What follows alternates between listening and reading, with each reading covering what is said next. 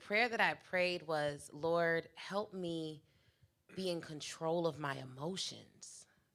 Because what would happen for me, to what you said earlier, it would be so much I was carrying that when something bad happened, I was instantly short with people. You know what I mean? Like, I didn't even take a moment to think, like, how will this affect them in the long run? How will how will it ruin the relationship and then I would respond so quickly that even if I would have thought about it, like if I would have thought about it, I would have never said it like that. But I didn't think about it. My instinct was get them out my way quick so I can move on to what's more important to me. And I would minimize the person, the place, or the thing that was in my way. But I didn't like the way I felt when I made others feel like that. And so my prayer was, because you got to think about it, if you're like me, you've practiced a certain tone to get results, not to build relationships.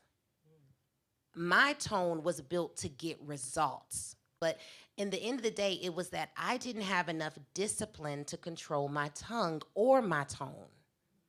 So my prayer is always, God, help me control my emotions.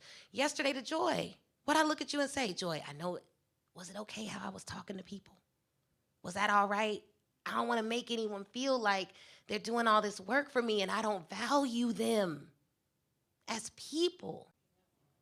And I love them, but because we're always together, I disrespected the greatness in him.